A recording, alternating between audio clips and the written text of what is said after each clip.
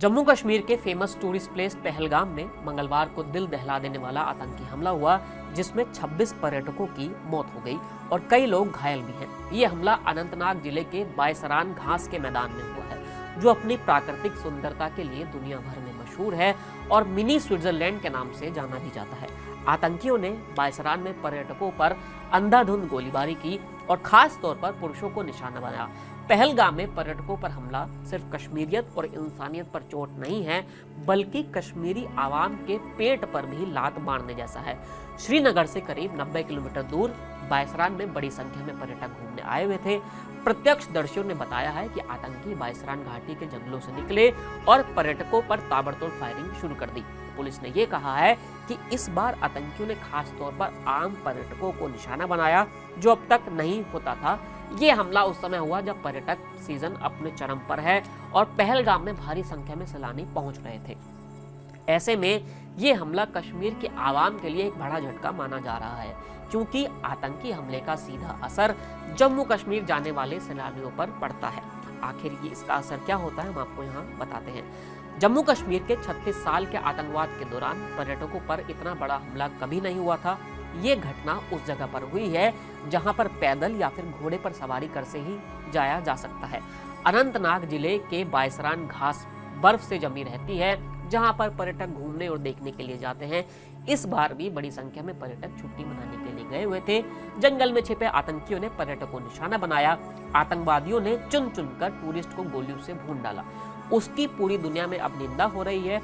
Tourist कुछ घूमने आए थे और कुछ शादी करके हनीमून मनाने आए हुए थे। आतंकियों ने बायसरान घाटी के पास घुड़सवारी कर रहे पर्यटकों के एक समूह पर अंधाधुंध फायरिंग कर दी। इसी में 26 पर्यटकों की मौत भी हुई है। इस हमले में मरने वालों में उत्तर प्रदेश, गुजरात, महाराष्ट्र, कर्नाटक, तमिलनाडु और उड़ीसा के पर्यटक शामिल है। मारे गए पर्यटकों में 2 विदेशी नागरिक के पर्यटक भी बताए जा रहे हैं। एक महिला पर्यटक ने न्यूज एजेंसी से बात करते हुए ये बताया कि मेरे पति के सिर में गोली लगी, कई अन्य लोग घायल भी हुए। बताया ये भी जा रहा है कि आतंकियों ने गोलीबारी करने से पहले महिला पर्यटक से उसका नाम पूछा, उसका धर्म भी पूछा और उसके बाद उसके सीने में गोली मार दी। पर्यटकों के निशाना बनाए जाने का नतीजा है कि कश्मीर की जनता भी आतंकवादियों के खिलाफ खुलकर बोल रही है। कश्मीरी धार्मिक और अलगाववादी नेता मीरवाइज उमर फारूक ने इस हमले की निंदा की है और ये कहा है कि पर्यटकों पर हमला हमारी परंपरा के खिलाफ है। हम कश्मीर में मेहमानों का स्वागत करते हैं। वहीं पीडीपी नेता महबूबा मुफ्ती ने भी पहलगाम हमले की निंदा करते हुए कहा है कि ये हमला केवल कुछ चुनिंदा लोगों पर नहीं है, बल्कि पूरे के पूरे आवाम पर है। हम दुख और आक्रोश में एक साथ खड़े हैं। पहलगाम हमले में के विरोध में महबूबा मुफ्ती ने पूर्ण रूप से कश्मीर बंद का आह्वान किया है। हमला कश्मीरियों की आखिर पेट पर लात क्यों है, आपको ये भी बता देते हैं। पहलगाम के स्थानीय लोगों ने एक कैंडल मार्च निकाला और पीड़ितों के प्रति संवेदनाएं व्यक्त की। मंगलवार शाम कैंडल मार्च में शामिल एक युवक ने यह कहा कि ये बुज़दिलाना हमला है, जिसकी हम निंदा करते हैं। हम पहले हिंदुस्तानी हैं, उसके बाद कश्मीरी हैं। इतना ही नहीं, कश्मीर के धार्मिक संगठन और राजनीतिक दलों ने पहलगाम हमले की निंदा करते हुए कहा है कि स्थानीय लोगों का ये कहना है कि पर्यटकों पर हमला कश्मीर की आवाम के पेट पर लात है, क्योंकि पर्यटकों के कश्मीर आने से ही उनके घर चलते हैं, उनका रोजगार चलता है।